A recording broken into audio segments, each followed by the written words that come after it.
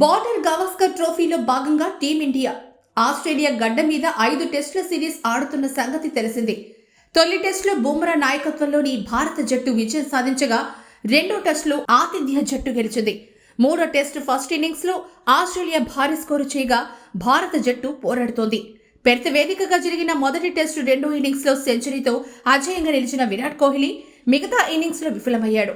మరోవైపు వ్యక్తిగత కారణాలతో ఫస్ట్ టెస్టుకు దూరమైన కెప్టెన్ రోహిత్ శర్మ రెండో టెస్టుతో పాటు గబ్బా టెస్టు తొలి ఇన్నింగ్స్ లో ఏమాత్రం ఆకట్టుకోలేకపోయాడు. ఈ నేపథ్యంలో కోహ్లీ, రోహిత్లపై టీమిండియా మాజీ హెడ్ కోచ్ అనిల్ కుంబ్లే ఘాటైన వ్యాఖ్యలు చేసినట్లు సోషల్ మీడియాలో ప్రచారం జరుగుతోంది. మరి ఈ ప్రచారంలో నిజమెంత?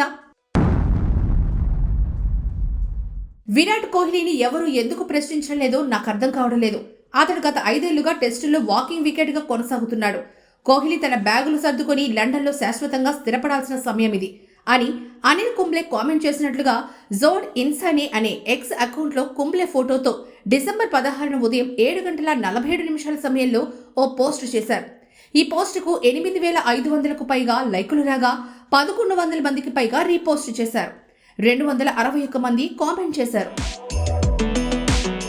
అంతకు ముందు రోజు అంటే డిసెంబర్ 15న రాత్రి 7:38 సమయంలో రోహిత్ శర్మ కెప్టెన్సీపై అనిల్ కుంబ్లే కామెంట్ చేసినట్లుగా ఫ్రీ హిట్ అనే ఎక్స్ అకౌంట్లో ఓ పోస్ట్ చేశారు. రోహిత్ శర్మ ఎలాంటి కెప్టెన్సీని ప్రదర్శిస్తున్నాడో నాకు అర్థం కావడం లేదు. ట్రావిస్ హెడ్ ఎప్పుడు ఇండియాకు సవాల్ విసురుతున్నాడు. అయినా సరే ఇప్పటికీ అతన్ని అవుట్ చేసేందుకు ఎలాంటి వ్యూహరచన చేయలేదు. ఈ కెప్టెన్సీ చాలా నిరాశపరిచింది అని అనిల్ కుంబ్లే అన్నట్లుగా ఈ పోస్టు పెట్టారు.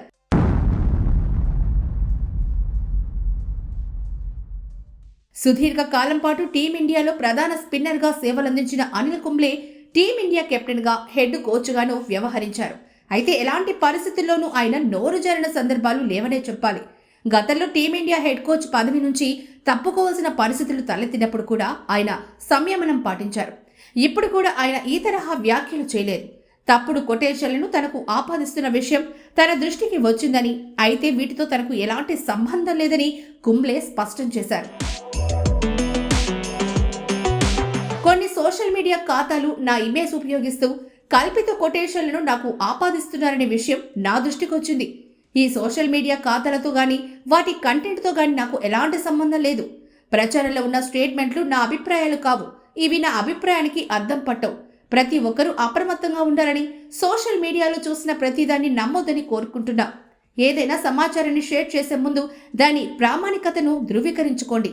నా అభిప్రాయాలు, ప్రకటనలను నా అఫీషియల్ సోషల్ ఛానల్లో మాత్రమే పేర్కొంటాను అని అనిల్ కుంబ్లే తన ఇన్స్టాగ్రామ్ ఎక్స్ హ్యాండిళ్ల ద్వారా ఓ ప్రకటన జారీ చేశారు. రోహిత్ శర్మ, విరాట్ కోహ్లీ గురించి తాను ఘాటైన వ్యాఖ్యలు చేసినట్లుగా సోషల్ మీడియాలో జరుగుతున్న ప్రచారానికి తనకు ఎలాంటి సంబంధం లేదని అనిల్ కుంబ్లే సోషల్ మీడియా ద్వారా స్పష్టం చేశాడు. దీన్ని బట్టి సోషల్ మీడియాలో వైరల్ అవుతున్న పోస్టులు ఫేక్ అని నిర్ధారించొచ్చు.